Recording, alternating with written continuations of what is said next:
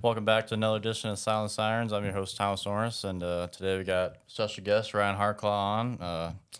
Man, Ryan is 4-0 start. I mean, we usually do a pregame show but before the season, and we usually hype up our team, and the Campbell era hasn't really bowled well in September, but now it's gone exactly what we want as a fan in September. We got a 4-0 start, best start since you were playing. So It is. So how's it feel? Well, that's crazy. Last time that happened when I was playing, since then I've had cataract surgery, man. That's a long time.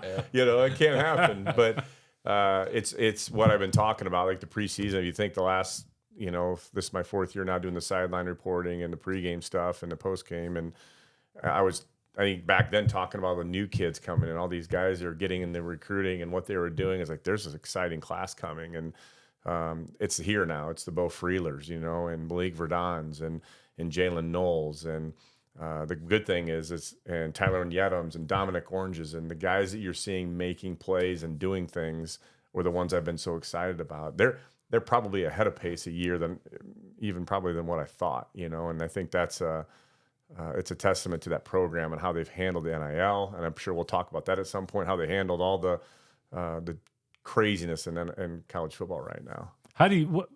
Just on a personal note, I mean, I know Matt kind of handpicked you to do some of the sideline stuff, and I know you've grown really close to Coach Campbell. You personally watching him break Mac's record and the kind of character both these men have, just what were your thoughts on that when that's happened now? We watched the film, I don't know if you've seen that highlight film that all these NFL players did for Matt. Yes. And then the Freeler thing in the locker room. I still get chills thinking about it. I mean, for you personally, I mean, how happy were you that this is happening to two guys you're close with? So we're hopefully going to release this recording after the coaches show tomorrow. So okay, yeah, I'm going to ask because I'm going to tell you something. Coach Mac's coming on the coaches show tomorrow night with Matt, and so or you can release it tomorrow. It's just great. I'm sure that's fine, but it's going to be a surprise. Matt doesn't know it yet at this time. And okay, I was in the corner of the end zone, and Erica, his wife, and the kids showed up and ran down on the field as soon as the game was over. I hugged her, Erica, and the kids and the girls, and I had tears in my eyes, And sure. when Matt saw her, Coach Campbell saw her, and the family, he went from going to the fans and straight, and they kind of all just met and hugged, and it was an amazing moment. And I had like I said, I had tears in my eyes when you see a family, the passion. And Coach Campbell, the reason I'm invested in this and why I want to do this, want to be around this person, because he does it for the right reason. It's never been about the money. It's never been about, if he had $3 in his bank account right now, he wouldn't know. I know he's got a lot more than that in there. Sure. But it truly is not about that for him. It's not about status. The man wears a black sweatshirt, hoodie, and we'll do a coach's show tomorrow night on TV, and he's going to have a pair of gym shorts on and a black hoodie.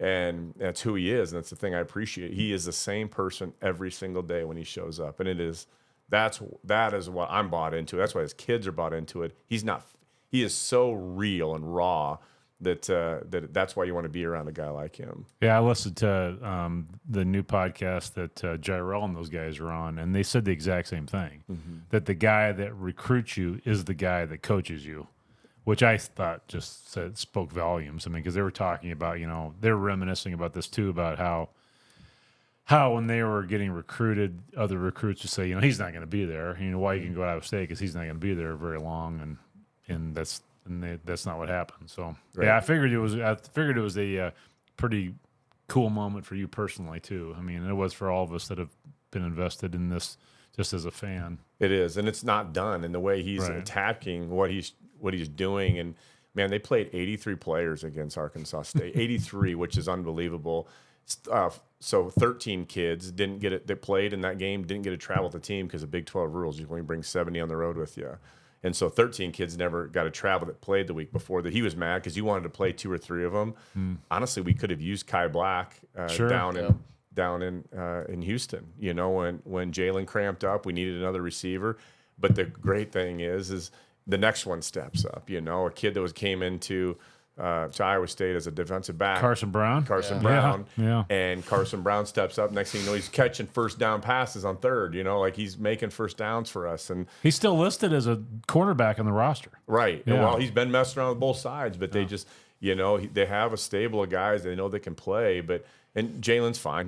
He just cramped up, and it's not long term. But once you catch him, you can't get rid of him. Oh, you could see it on the sideline on TV. Yeah, It looked like somebody had thrown a cantaloupe on the back of his leg. Yeah, it's unfortunate, but again, because these guys play the backups so deep and meaningful snaps, 13-0, they're driving. Jontez Williams gets interceptions on this drive. If you look across the defensive backfield, they're playing probably 4 to 6 2-deep guys when it's 13-0. The game's online. They want them to be battle tested. They want the real game film on these players before it becomes when they have to be the guy. They played Bo Freeler early. They played Jalen Knoll early. They play everybody a little bit earlier than you probably would think they would. But they do it because they want to build that depth, and it's all part of his process, if you will. Yeah. And that's the cool thing about this. What is it? What did he say the first year? Love the process and I'll love you back, or whatever. Yeah, That's right. The process will fall in love with you back, or something. Like that. Yeah. If you fall in love with the process will eventually love you back, basically. And how it's been special to see the Campbell. Like obviously, the first thing he says is he puts it on like it's on not him with the success. It's like John Haycock, his whole staff. How important has that been with Campbell to keep John Haycock? And I don't think you can even say how important it's been. It is, and when they hugged each other in the locker room after the game, John Haycock says, "Man, I cannot tell you how thankful I am for your leadership." And that's coming from a guy that's been around the business a long time, really good football coach. We talk about him on air. He doesn't get talked about enough. John Haycock doesn't. I think the state of Iowa has two amazing coordinators, and with Parker and with Haycock. And Haycock has been brilliant. I think 28 points year to date in 4 games that he's given up, and he's had to make some adjustments. He got a 295-pounder playing defensive end right now, and Dom Orange, the big citrus. Bit trick. Yeah, I was gonna say. Yeah. And so, that's not normal, to have a guy like, but we got exposed against Iowa on the edges, and even against North Dakota a little bit, and he shut it down. Said, "All right, we're gonna control the edge better than we have been." And there's some guys coming; they just aren't quite ready to hold that edge. And a 3-man front, it seems like, oh yeah, just hold your edge. Man, it is a hard thing to do. It is. We had some guys that did good early that probably overachieved. J.D. Wagner, didn't have the size, but real strong, could hold the edge. Will McDonald obviously was a high-end type of guy, but there's some guys coming. They're just not quite there yet when they can do it down, every single down. Yeah, and that's what if you guys out there aren't listening to the pregame show on the radio, go buy yourself a $50, $20 radio on Amazon or whatever. Because I actually bought one for my mom. Oh, yeah. Who has, she grew up listening to Iowa State games on the radio, and she hasn't listened to a radio for a long time. And I said, well, turn it on so you can listen to Ryan on the pregame show. And one of my favorite segments is when Coach Haycock gets on there, because he talks a little bit about the nuts and bolts of what to expect. And I think it's one of my favorite parts of. Yeah, and like I work for the post office, and sometimes I work Saturday, and like I catch like the start of your guys' broadcast, and like right before the Iowa game, you were absolutely so juiced. I could just feel it through the radio that you're like, oh, they don't know how to grow grass here in Iowa because of that turf. It's like that is so funny, and it's like it's intense. It doesn't go away. Like all of you, you're a competitor, man. You were an amazing basketball player, and it's that. As you know, I don't care if you play intramurals or you play just pickup. It doesn't go away, And as soon as you go into any stadium at Houston, you walk on the field, and I don't know what it is, a light switch goes off, and it's like, I want to go. Like, I want to play. And you're in the game, and you get to act like a 22-year-old again. And I'm blessed that I get a chance to do this and be around it because of that feeling. Yeah. There's no other place you get it, in life. It's so hard to get that feeling. And you get to be right there next. We were watching the game Saturday, and you get to be right there when Higgins catches the touchdown, he runs right by you on the sideline. So then John Eric are just as pumped as you, and man, it's just a great duo. And like I was kind of bummed when Ben Bruns was because he had a great tenure, and you've just slipped in there and been perfect, and it's just great to listen to. And I honestly, as an Iowa State fan, you kind of forget about that the radio because of all the streaming and everything's about now. And if you just tune in once, it brings you back to as a little kid, and it's like, man, we're ranked 16th in the country, and man, it's just crazy. Well, so I enjoy muting the TV on whatever game's on, and then just turning the radio on in the background during the pregame. Because Eric and John are just classic. They're magical, man. Absolutely classic. Well, and we've gone from Pete Taylor to John Walters, and two iconic voices that are on so many calls that I get chills when I still hear Seneca's run described by Pete Taylor.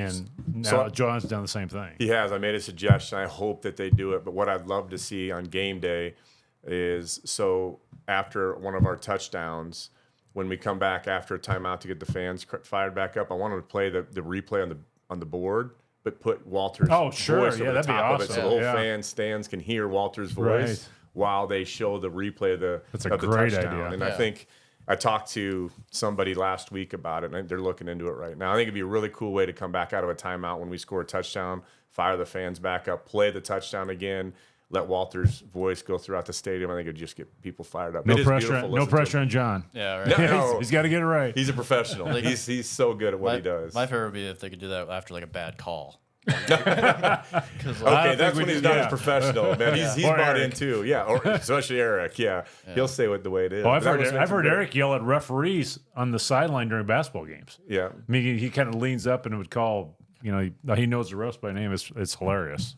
What they really should do is charge for people to listen between, the timeouts when it goes to the commercial. Our headsets are still live, Oh, and sure. the three of us are talking. I mean, yeah. it is. To say it's entertaining is an understatement. There's some amazing conversations that happen in those 3 minutes when it's a TV timeout, and Yeah, I'm sure and there are. we could make some money. Oh, you charging. could darn right he could. Yeah. That'd be a Learfield thing to do that, wouldn't it? I mean, Well, there's- yeah, they would not want to let it happen. We would have to explain ourselves on Mondays. We'd have press conferences. Yeah, I didn't mean to say it that way, but it is a lot of fun. We have a great time doing this. Yeah, so just going back to the team, so the linebacker situation has been obviously has been a factor with the injuries, and it just kind of seems like having Haycock there, I feel like has been a great how we can just put guys in. It doesn't even seem like anything's different because it's just the system's still there. You think that is why we can just plug and play these people, and even if the stars are hurt, we can put the second guy in, and they just flourish right away. The most important part of any defense is your linebackers, because they're immediately part of the run game, and they're immediately part of the pass game. With quick slants and tight ends and slot receivers and some of that passing game. And what's given this defense the luxury of having 2 and 3 deep guys playing right now is the 3 safeties behind them. Malik Verdon's playing his best football. Bo Freeler's playing his best football, and Jeremiah Cooper is Jeremiah Cooper. I think he's been kind of quiet, but it's because they're not going at him. right. It's the TJ Tampa thing. It is, and they know where he's at on the field. And I loved at the end of the Houston game that interception. He came off the field. I went right to the bench and talked to him. I go, man, I watched you set that up. You went inside to make him think he was free, and you went right back outside and intercepted it. But a lot of what you're seeing at linebacker is the safety's ability to cover them, if you will. Those 3 safeties are elite, and so. Bo most likely will not play in the NFL. Just he's got some nagging injuries that'll probably hold him back. But the other 2 were going to play in the NFL, and that covers a lot of those linebackers up. And again, the good news is Caleb Brazina, a freshman. If you guys saw this guy, he looks the part with pads on. You should see him without pads on. Oh, I'm sure. Yeah. And It looks a little bit like. Why is the name leaving the defensive end for the 49ers? Joey Bosa. Bosa. Yeah, looks got a little Bosa in him to me. He was a gymnast, and then kind of outgrew being a gymnast, and so he went from being a wrestler to being a football player, because he grew. He's like 6'3", 240 now, all muscle.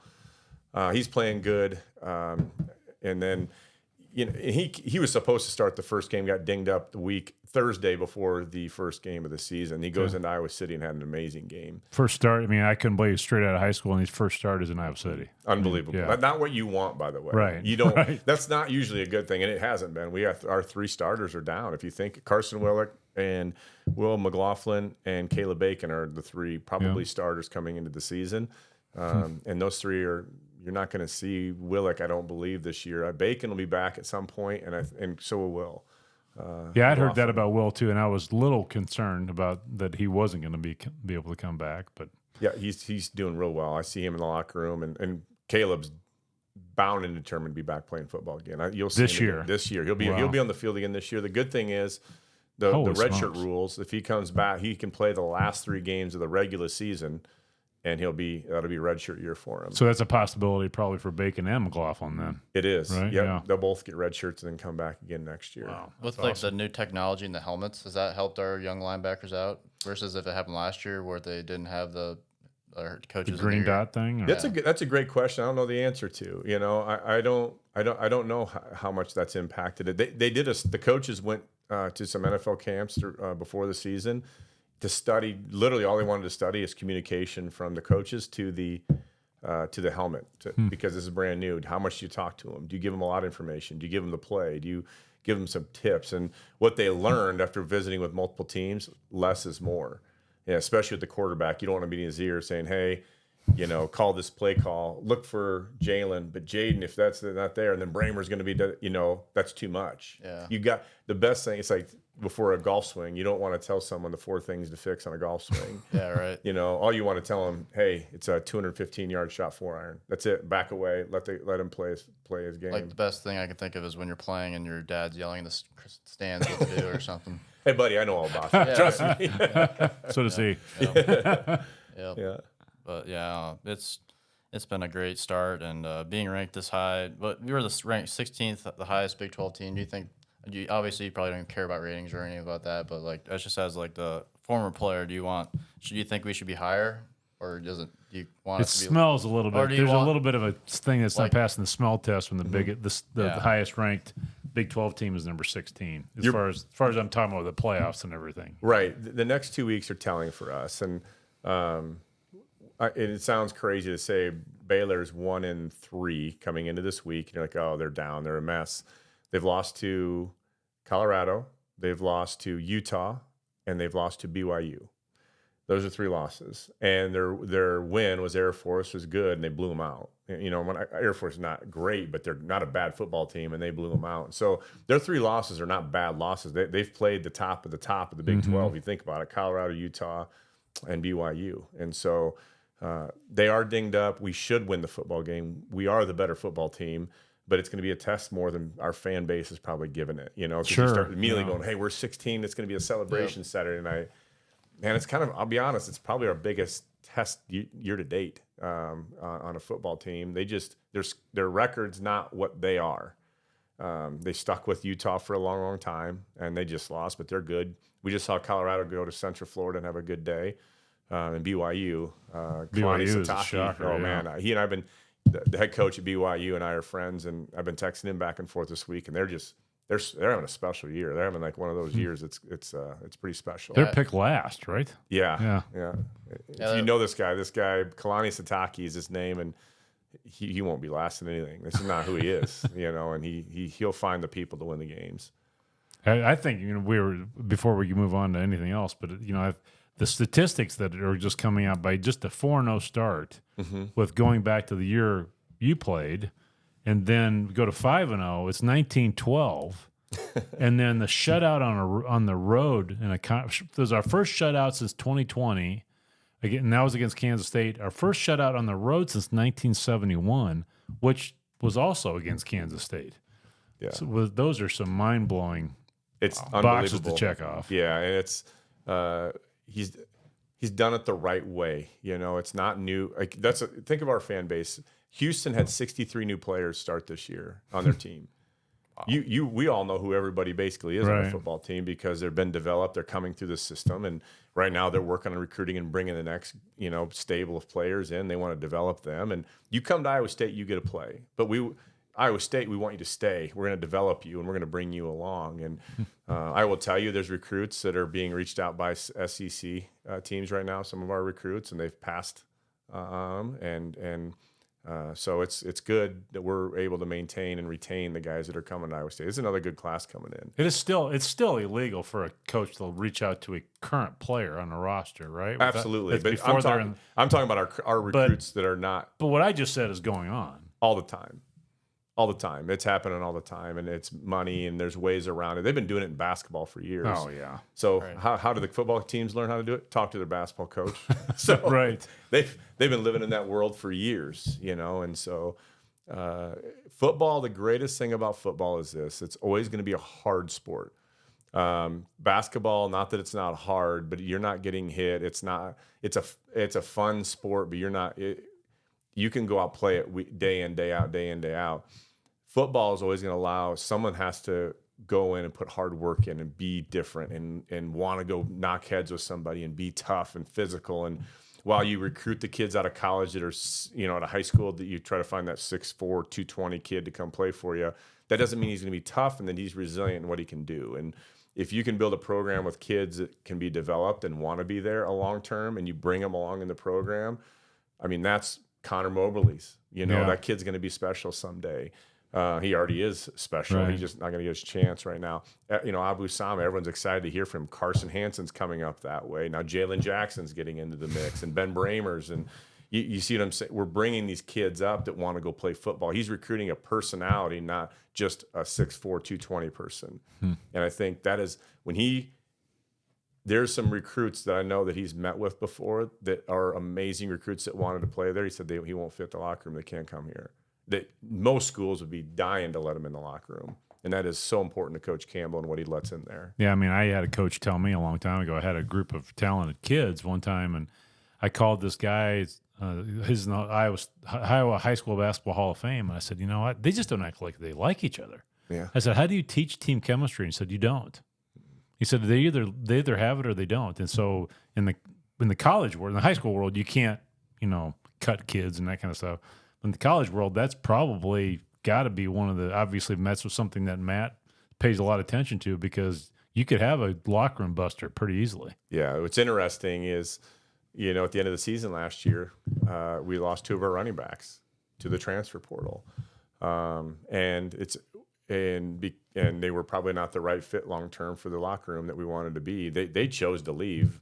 Campbell didn't kick them out. They were the 2 guys getting all the carries. And the interesting thing, leaving Houston, coincidentally, Charlotte plays at Rice. Wow. Our airplane is sitting right next to Cartavius Norton's airplane. Wow. And their team buses pulled up at the same time our buses were just pulling onto the airplane. So Cartavius Norton's walking on the Charlotte airplane as we're walking on the Iowa State airplane. That's bizarre. For him, that's got to be surreal. Like, man, Sure. I was going to be on that airplane. But Campbell did not allow one person to be bigger than the cause. He will never let one person be bigger than what the cause is. And I think that's what makes that place special. Sure. There's not prima donnas in that locker room. Not one.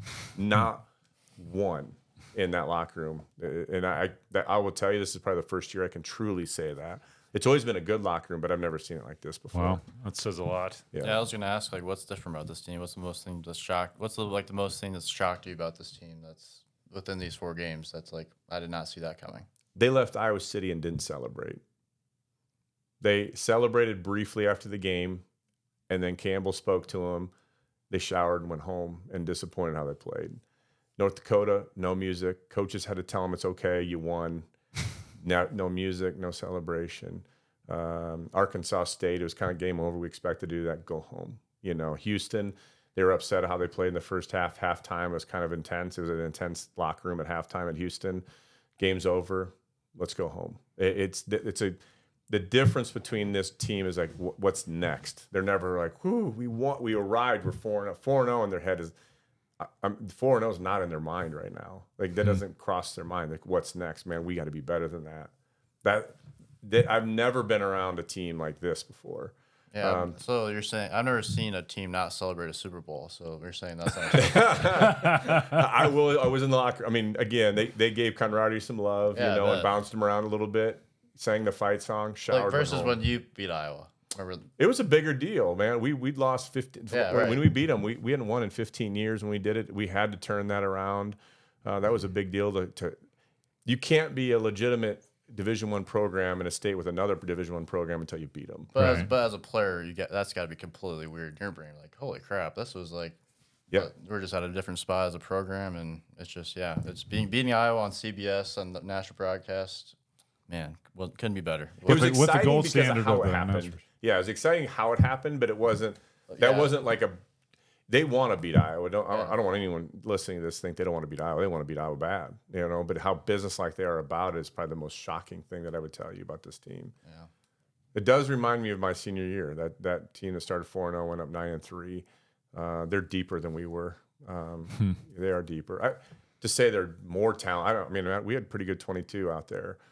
Their positions that are better, they were better at, and their spots we were better at, but their depth is not even. It's not even the same. Yeah, I said that a couple maybe it was last week, that I said that is a biggest difference that I've seen just in the last 10 years is the depth that we've got mean, when Carson Brown catches a pass, and I don't even and then I look him up and he's a D-back. I said, "What is going on?" I mean, it's Yeah, right. I mean, the way he did it too, it looked like a Right. mirror image of Jalen Knoll. right. Yeah, That's weird.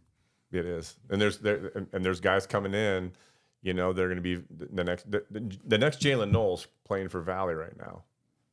So I can't pronounce his name. Right? Yes, It's, he's going I to know be you're talking coming about. in next year. And, So with all this not silvering after wins, do you think this has to do with Jalen Knoll when he played as a freshman and that one team was so hyped up, and now we're like we actually win games. We can't talk about it. We can actually do it. You think Absolutely. that's the guy who's kind of the leader. It of is, the team?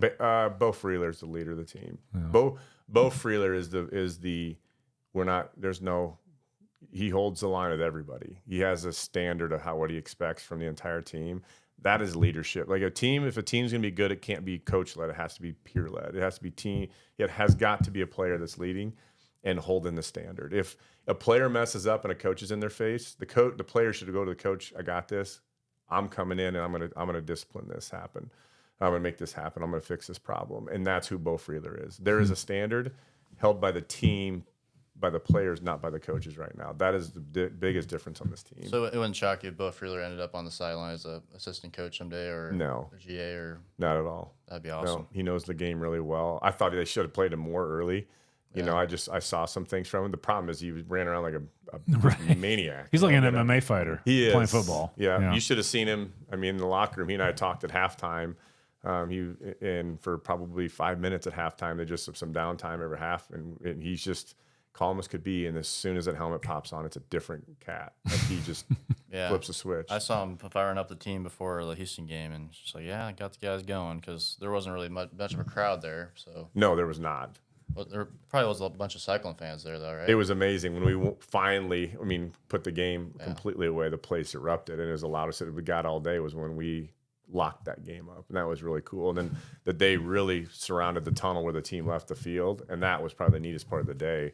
Is support from the Iowa State fans that were in Houston. It was really great. So we had 3 points up on the board. So probably there's a bunch of people in Iowa State fans that were worrying about it. What was the sideline like when we were up 3-0? Nothing. This is like when we were down 13-0 at Iowa. Nothing. You know, when Jalen Knoll hits a big play at Iowa, celebrate it, back to business. We talked about this on the coaches show a little bit with Campbell and John, and I told Campbell, and he would agree. I've never seen this business-like of a team ever. It is they're on to the next play, good and bad, by the way. Like the first half at Iowa was a mess. They couldn't have played worse, and they didn't flinch. They just kept grinding. And there's going to be other adversity. We're going to be down 17 at some point this year. We're going to be down 10. It's hard to win. It's just we're not going. Most likely 12-0. I'd love to say that we're going 12-0. There's a chance that you get nicked up during the season. That's going to be how you respond to that. You're going to be down 7 every time on your road. And this is Campbell talks about this. You're down 7. You're on the road. You're down 7. Oh, right. Mindset. You better walk in any place you play on the road. You're down 7 before the ball kicks off. So when they score that first time, don't worry. You already knew you're down 7. Let's go get it back. And so we've won 5 conference games in a row on the road in the Big 12. Yeah, right. It's been a year. I mean, at OU was the last loss. Yeah, and that shouldn't have been a loss. Right. I felt like, we got into a track meet with them, but we played them tough early, and they kind of ran away from her late in that game. But just like beating Iowa at the environment the way we did, the way we were down 13, came back. Do you think that we're going to trampoline from off that win that we can go into environments on the road with the confidence? Like the Houston game, we have extra confidence because we already beat like a huge atmosphere. Now we're coming to a crowd. There's no crowd. Right. So back to the original conversation about getting that feeling when you walk on a field. They had it. The crowd, it's funny when you're playing at someone else's field and there's no one there, you kind of chuckle like, man, that sucks. Like, why? I don't want to play in front of this. But if I was a home fan, but if you're the opposing team, you're like, let's go. I mean, they're fired up. Like we had the advantage of fans basically in the stands. But Saturday night, the whiteout coming up this Saturday, it's going to be I think one of those environments that's truly Big 12. And Houston's new, and they've gone through some, Dana Hogerson and his issues and being gone, and the program's got to rebuild. They got a good coach there now. He's won at every level. Tulane. I mean, you took him, to a New Year's Bowl. He's a good coach. They will win at Houston eventually. their defense is already real. When you look at them on the field, they are physically bigger than we were, or as big as we were across the board. They played a tough defense, as you could tell, but we eventually got them. But they're not very far away from having success this year. Well, they're in Houston, for crying out loud. I mean, there's plenty of football players in the immediate area that they don't have to drive very far to recruit. 7 million people. Yeah, Friday night I was doing some research. Like, man, if I worked at Houston, if I was a coach at Houston, I could recruit within one county and get all the players I ever needed to win football games. Right. You just need a Tesla. You don't even have to need to drive. No, exactly. Yeah. Yeah, it's just weird for seeing them. College sports in general is just so odd to me. Seeing Stanford in the ACC, seeing UCLA's playing. Who do they play this weekend? It's a Big Ten game. Seeing Wisconsin play USC as a conference game, it's just so strange. Like how much do you think in the off season going to this? We talk about like how the games changed, 12-team playoff. Is that into our program at all? Like, was there anything different going into the year?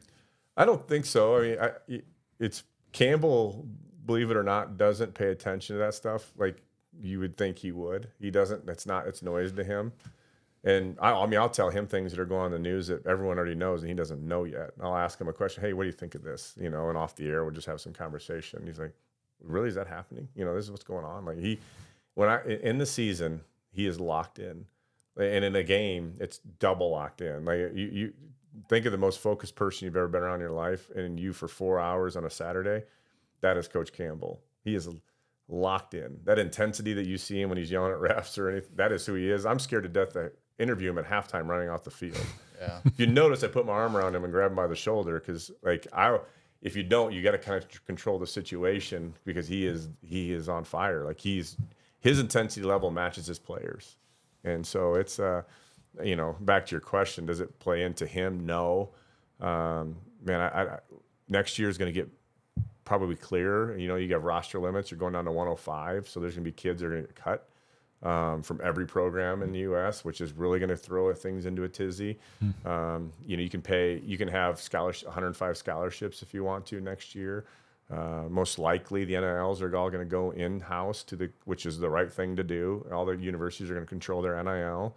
There's going to be a cap on the NILs and what they can pay. $22 million is most likely the number. Doesn't mean you have to pay $22 million. It just that's for all sports. Okay. So women's, men's, basketball, like everything is going to be part of that $22 million. So there's so many things happening and moving around right now that he literally he's so great at this. He just blocks it out. He stays in his bubble. And by the way, so does his team. So I wanted to talk about the NIL, but this $22 million number you just threw out, and you said the university is going to take over the NIL. So the check is going to come from the university? All universities. Right. Right. I'm not talking about just us. I'm talking about everybody. Everybody. Most likely, they're all going to go in house. So I'm going to get in the weeds with you a little bit. So are they going to be W-2'd then? I mean, is it going to be? They get PTO. Or is it going to be 1099? No. Again, they're not employees, right? Okay. You're paying to use their name, image, and likeness. And so, like, if you have a picture of a player on the side of your stadium, I'm going to pay you $100,000 to put rock. And this is not a contract. So this is not a contract. It's hypothetical. Let me be clear. Right. Yeah. Rocco puts his picture up on the outside of the stadium, which doesn't exist today. The university could pay him $100,000 for his name, image, likeness to decorate the stadium, if you will, or to go for us with the We Will Collective. Everything's to charity. And I mean, we raised $200,000 this summer at a softball tournament in Southeast Polk. I mean, these kids are still doing amazing things. I mean, Rocco put on a camp at Perry after they had what they had going on there. I don't anticipate that changing much once it goes in-house at Iowa State. Every school is going to be completely different. But Iowa State, I think, will continue to do it the right way. But that rule is, though, applies to everybody, that all the money coming out of the NIL has got to come from the university, not their own collective anymore. They're working that out. That's correct. They're working that out. But the university in the NCAA in this lawsuit that's currently happening is what's going to define that when it goes forward. but most likely in the future, the colleges will house their NIL, which mean, is the right thing. Anybody that's listening to this is sick of me bringing this up, but I'm curious about how the tax implications come out of this thing. Well, they're independent contractors. They have to file So it's their own going to be tax 1090. return. It's going to be 1099 income. Absolutely is. Right. Yep. Yeah. Yeah, So this is what I've said. How far away are we from the first Wesley Snipes incident in college football, where somebody doesn't pay their taxes and realize that you get $1 million, you're going to owe Uncle Sam $350,000 of it. Oh yeah, it's coming. You know, yeah. like anyone else, the professionals do it. I mean, grown adults don't pay their taxes. Right. And That's so exactly right. An 18-year-old is going to probably get a check for $10,000, and the last thing they're thinking of is 3 of that goes to the government, or 4, whatever the tax rate is. And so I haven't heard like Shaq when he had his first contract in the NBA, like he didn't even like think of it like the taxes. I'm like, yeah, it's just that on a broader scale for kids. Yeah, I mean, that's the way I've gotten paid forever. I mean, it's 1099, and that's it. And I grew up on a farm, so I watched my dad do his taxes when I was growing up, and so I've always been in that environment. But people that have always gotten a W-2 or W-4, all of those that just automatically the taxes get taken out, and you don't have to worry about it, and everybody's worried about getting a refund.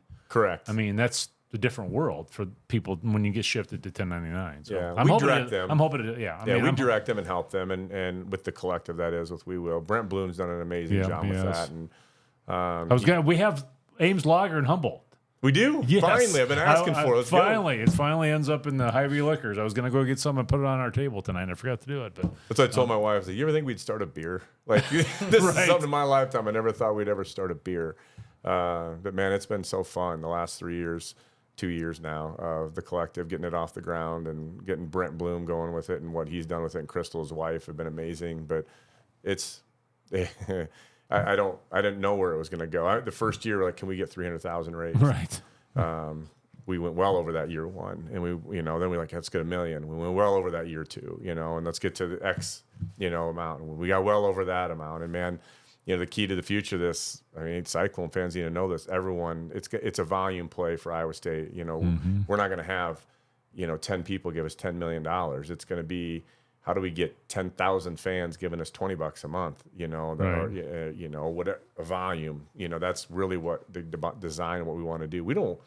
Everyone doesn't have to give $20,000 a year for us to be successful. Like $20 a month matters. When you add it up over this fan base, it's just educating people what this does. The reason we did a nonprofit is because at least these kids go do amazing things in the community. So your money is not going to watch a kid shoot a free throw or throw a pass. The money is actually being invested to go do good things for the community as well. It's got to be our version of a Netflix subscription.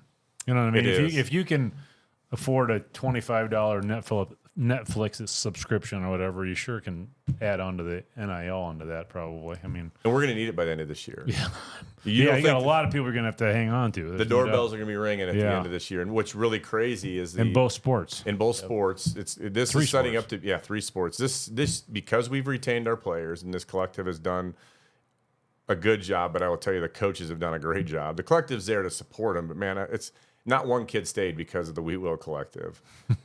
It just didn't. Like, we were there to give them something, but it wasn't because we had the most money.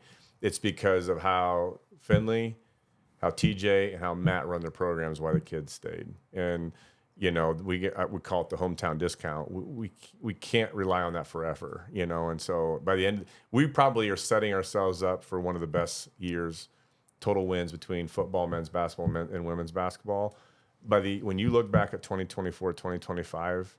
It might be, this is a good study, the most wins when you add those 3 programs together. I think it'd be hard to beat what you're going to see these next, I agree. Just thinking about when you were in college, it's just so weird. When you're in college, we won Big 12 championship in basketball in men's, women's, and then you had the best year in football and at that time. Mm-hmm. So we're just fast forwarding to what could be this year. It'd be even better. It's only taking us 24 more years. Let's not do this every 24. Right, exactly. I mean, we've had great years before that, but like Hoiberg and Campbell obviously has had great years with Purdy, but just seems this year is lined up to be fantastic. And I don't know, just an Iowa State fan, I just wait for the bad thing to happen. So I'm just like, but like I was talking about when I worked there in the Iowa game, and you're getting pumped, but as an Iowa State fan, I heard about what was going on before I even got home. I got home like at the end of the first quarter, so I heard the first punt was put into in the 5-yard line. I'm like, are you kidding me? Every single time, it's the same game every time. So in my mind, I was like, game's over, and then just like second half happens. And good thing I'm not playing Iowa State because mentally, you gotta shot. You gotta stay away from the highs and the lows. Yeah, man. right. I learned anything in college sports, and it's been good for everything. Is you stay away from the highs and the lows. It's never as bad as you think it is. It's never as good as you think it is. Because when Rocco just went, we had like 35 seconds left to go all the way down the field, and boom, boom, it was like bang, like they've done a million times in practice. And they're not nervous, by the way. So that's what's you're nervous. Every fan they're not nervous at all. Right. Like, this is what I do. You know, in their head, like this is. Were you ever really nervous at a free throw line? Probably not. Nope. No. You probably weren't. Like I remember watching you play. You just had chill, and because you practice things over and over again, and you hear the same things. I feel like you don't think about it. Right. But I wanted you at a free throw line, but I was still nervous for you. You know what I mean? Right. Because I wasn't one shooting the free throw. Yep. And these guys, they want to be on the line. They want their toes on the line. They want the ball thrown. Jalen Noel wanted the ball in that situation. Rocco threw the best pass of the day in the most critical moment of the day. And that's, man, watching people develop skills that will go beyond football it's a blessing to watch it. It's a really cool thing to see come to life for kids. I'm so happy for Jalen. I mean, I know he's over his career, he's had a few drops and people get on him, and man, he is playing lights out right now. I mean, that's why when he went down, I saw his calf bulge up, and I knew that's what was going on. But we interviewed his mom, in here a couple years ago, and she was a hoot. And it's a great interview. Yeah, so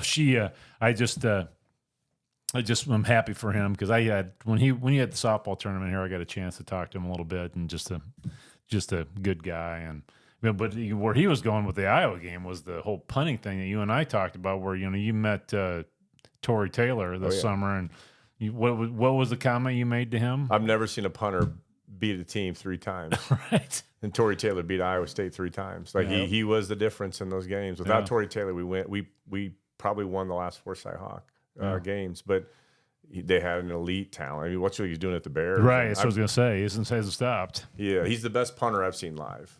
I have not seen anyone even close. And I've seen guys bang them and hit them high and long, and never seen someone as consistent as Tory Taylor to do exactly what he needed to do, put it right where he needed to put it. He had a lot of practice, so. He did. Yeah, if you kick 13 punts a game, you'd Brian Ferentz made sure he had plenty of practice. For 4 years or 5 years, whatever it is. He had a lot of practice. But but man, he was infuriating to play against because as a fan, you just see we have a great defense, we stop him, and then boom, we're on the 5-yard line. Yeah, he was like a guy that was punting with a 9-iron. I mean, he could put it right in the middle of the green every time. And he could just make a whole stadium just pissed off. So Right. That's a power. He had me. Yeah. He had me. He was special. He still is. And but when you see it though, it is really fun to watch. When it's on the other sideline, it's frustrating because you're like, we are better. And I even this year, I still think our 22 is better than their 22. Like it just is. And situationally, it just started wrong. They did what they do. They get the ball, go to the 50, punt it down to the 5, cut your offense in half. You punt, they get the ball on the 40, and here we go. It's just they execute really well on their game plan, and so. And that play they did with that Porter interception, that was the dumbest play they ever done. They should have ran the ball 9 plays in a row after that. They just gave us a punt. They did. And then we scored, or then Jalen. Then they scored, and then they went for 2, didn't get it, and then we scored on the first play after that. Right. Took the credit out of it. Yeah, it did. It did. It was a big play, and they could have shut us down. We go 3 and out to come out after half. And then if they score there, go 20-0. It's a long drive. It's gonna be tough. And the 2-minute timeout, whatever. If we don't have that, we don't win. Nope. The new rules saved the game. Yep. Yeah. The 2-minute. Which we had timeout. Which obviously this is how my brain works. We had that when Purdy could have beat him the first time when they had college game day, the rain delay game. Iowa dumbly, that tight end went out of bounds at one time. Gave us a free timeout.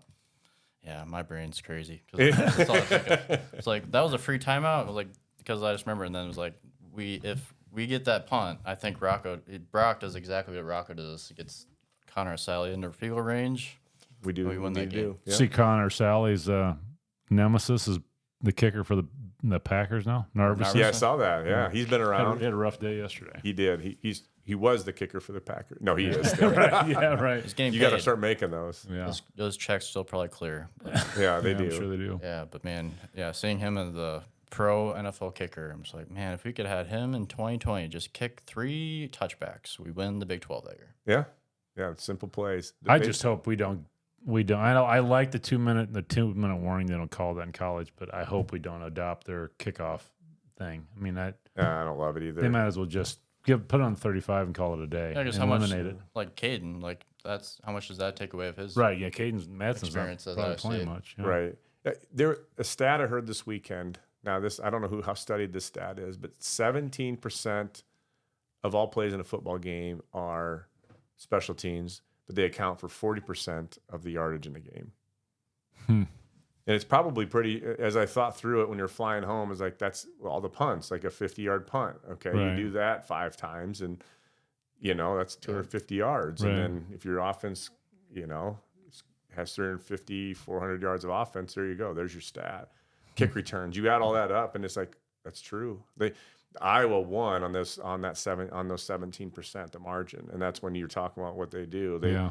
If it's only 17% of the snaps, or 40% of the total yardage in a football game, you probably should spend some time on that in practice. Yeah. We do, by the way. I said we did before when everyone got frustrated. We're playing good special teams right now, but even before this, like Campbell is engaged in coaching special teams. Like he's very, very involved in special teams right now. So, like, if 2020, that's that 2020 year, did Campbell, after that year, be like, I'm never going to be a coach where a kicker cannot kick it out of the end zone? I'm not going to go coach another year where we don't have a player who can do that. Like, has that been in our, was that set in stone after that happened? I think he thought that before it happened. I'm sure, yeah, but, like, he saw that happen. He's like, okay, we cannot get to this point, and then that be the reason why we lose. So you're counting on a kid that you saw kicking a high school field off a block. Right, and it's just different, and that's the greatest thing. Like, I know we talked to NIL earlier. Alabama's still getting the kids Alabama always got. Yep.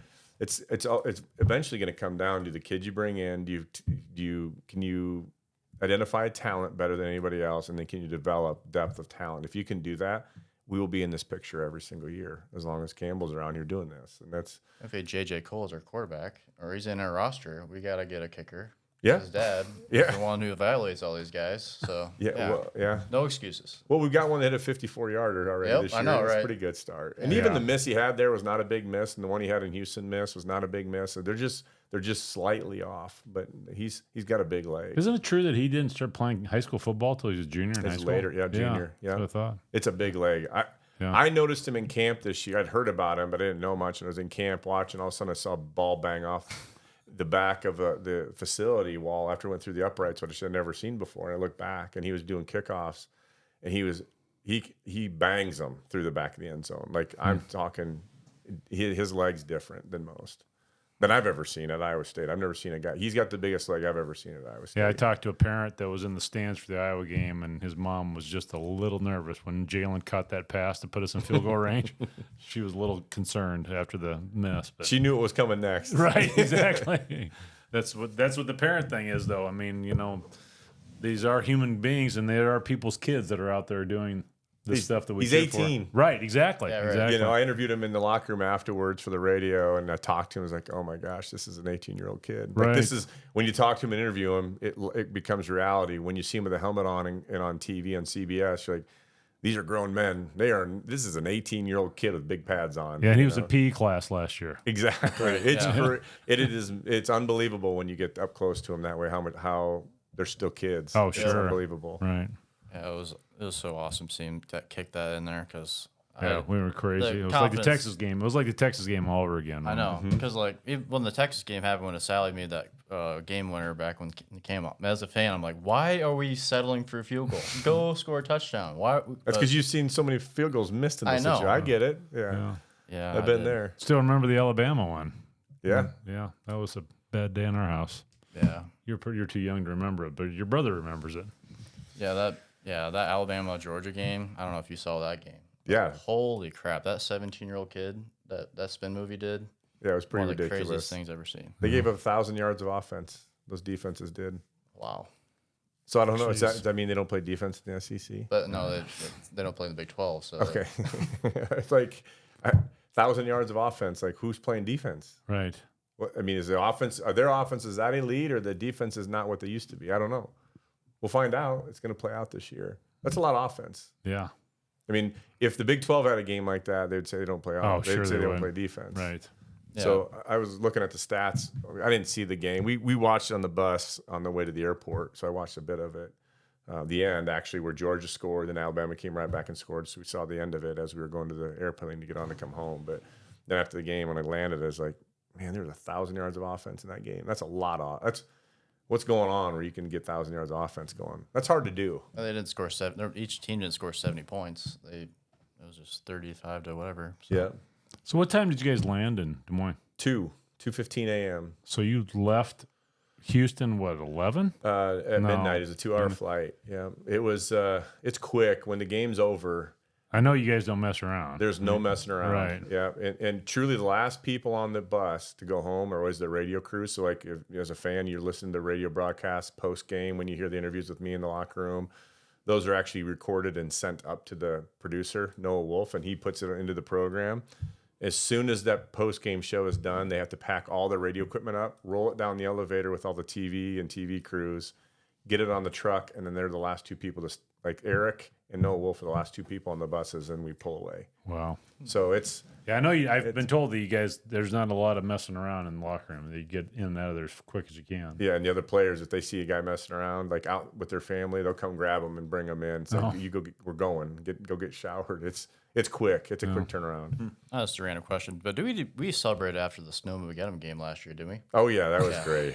We saw them doing snow angels. Yeah. Yeah, they did that game. That was pretty fun. I took Mac with me, my son, and he was doing a snow angel on the 50 after the game was over. And Talk about a game for the ages. That was awesome. it was kind of cold, but not really cold. But the snow, I just hadn't seen it like that since I played in Boulder my senior year. It was a game similar to that where I remember that like game like it was crazy. yesterday. Yeah, so do I. I was in an airport watching that thing. How about missed a plane over that game? Yeah, and so that was the Snowmageddon game was amazing, but it created a rivalry too that day.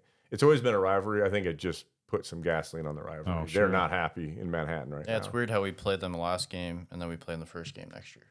Yeah, 2 games. Our next 2 conference, or the last conference game is going to be the next conference game we play at the end of the season. Which that will be interesting in Dublin next year because that game was usually at the end of the year, and now we're playing the first game. I feel like that's gonna be such a weird because when Will Howard's now on the Ohio State was in the Snowmageddon game, and now we have the Avery Johnson is his name. Yeah. Right? Yeah, he can run the ball, man. He can run. Yeah, they run quarterback draw, quarterback run schemes like crazy, which is just all they're doing is creating an advantage to them, like, where you gain a blocker with your tailback, and you as a defense, it's really hard to stay balanced. And they were doing it. Houston was doing it to us, if you noticed a little bit. I will tell you, the big runs they had were bounce plays. We shut them down at the point of attack. They kind of backsided us a couple times and got big runs out the gate, but. Overall, at the point of attack, they were defended extremely well. But they have, again, they're good Can't throw athletes. it. They can't throw a forward pass. Kansas State kid showed he can throw a little bit this weekend, though. Oh yeah, he can. He's a big time player. That was his biggest criticism everybody was making before this weekend. So yeah, he's good. yeah, he is. Yeah. We'll end with this. Just want your thoughts about this weekend. What do you think the keys of the game are? What can't happen? What needs to happen for us to succeed against Baylor at night? We got to start fast. We got to give them a team that's 1-3. Even though I already talked to we lost. I mean, they've lost to some good football teams, BYU, Colorado, and Utah. But you get them down and making them feel sorry for themselves. That's the key to this weekend. You got to get them down. They're not a bad football team. They just have had a rough start.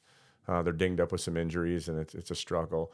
But I will tell you, a dangerous football team is 4 games in that doesn't want to give up on their season yet. They'll bow up, and it's when that happens, you got to beat them. And lastly, when we struggled at Iowa State, Campbell will talk about this. He really hasn't matched this year. I expect this to start coming out, but when we've maybe not been at our best is when we were the target. The year Brock the next year, not 2020, but 2021. And man, I think we are now the target. It just Right. got put on our back. We're 16th, the number 1 ranked team in the Big 12, and you now are the hunted. And so the hunting is fun. When you're hunted, you got to show up every time. You're about to get everyone's best shot. And so from starting on Saturday, you got to start fast, and there forward you can't. You got to just count on being down 7 every game because they're going to give you everything they got. Is Aranda coaching for his job? That's a great question. In the all these schools, if NILs go in house, all these schools used to spend millions of dollars to buy their coaches out. I think they're going to be a little more patient, knowing they got to pay players $22 million, and they're not going to maybe buy that coach out for $3 to $5 million. That money might go to coach or That's go to a good players. point. Yeah. So I see consultants being used more often, or the athletic directors may bring some people in that they pay on the side to be injected into a locker room, or I don't know what's going to happen, but I have a hard time believing they're going to spend $10 million buying people out of contracts. And he just signed like a 10-year deal. Right. And so that money is not going to go to buy a coach out. So highly unlikely. Okay. So you don't see like a Charlie Weiss getting paid from 4 different schools at once? No, that's not going to those happen days again? are over, I think. You're just not going to push coaches out. You can't afford to anymore. You got to pay you got to get to that $22 million. Yeah. And by the way, that $22 million is not in budget anywhere. You got to find it. It's like, oh, $22 million. Where's that come from? Right. And so, you've seen schools already call it the player tax or whatever they call. I can't remember what they're doing. Like next year, they're going to start charging $10 a talent fee. That's what it is. So every one of their season tickets is $10 that goes to the players. Yeah. You mean like a service fee on their season tickets? Yes. Yeah. Which I don't love that either. Are we going to do that to like clone cones or something? Man, I don't know. I don't know Hey, what we're clone gonna cone do. $20. We got to find a way. Like Yep. it's fun. I don't like it either, man. Nobody likes it, but you want. I like winning. Yeah, right. Right. It's a lot more fun like, than losing, like they said in Bull Durham. it is, and so it's part of it's how you stay relevant in the world we live in today, and it's just part of it. So Got to drink a lot of Ames Lager. Yep. they've been great. They've been a great partner of ours. I would tell you, they've written some significant checks to the collective because of this agreement. It was originally put together so we could start branding ourselves. It was like it was a marketing ad more than anything else. We were trying to market ourselves, and if we got paid for it, great.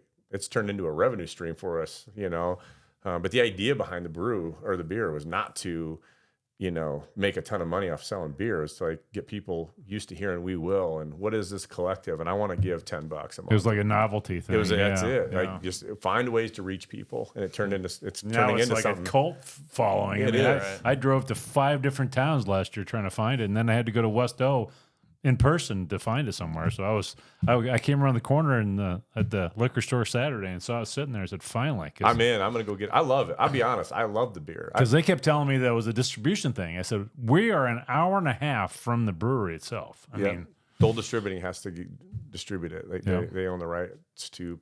I learned a little bit about that world too. Yeah. It's not as easy to distribute alcohol as you'd think it would be. yeah, shout out to Ian O'Brien. He works for West O now. I've known him since he was a little boy. And I actually was texting him. I said, why in the hell can't we get in the hometown of Ryan Harklau, we can't get Ames Lager? And then I don't know if he had anything to do with it, but Yeah, and Caden and Yeah, the distributor's got to get it to us. Yeah. But it's here. That's good. that's right. That is good Yeah. for us. yep. So Well, Ryan, we really appreciate your time. We know you're a busy man and had a cross-country meet and all that kind of stuff tonight. And I really appreciate you guys coming down tonight. And I enjoyed it. Both Appreciate of you. it. I always Yep. enjoy it. It's a lot of fun, and hopefully there's a lot more to talk about by the end of this season. But 1 week. Yep. We have Baylor That's next. right. That's it. That's We have right. Baylor. So. That's right. Yep. Yeah. Appreciate everyone listening, and go Cyclones. Go Cyclones. Go Cyclones.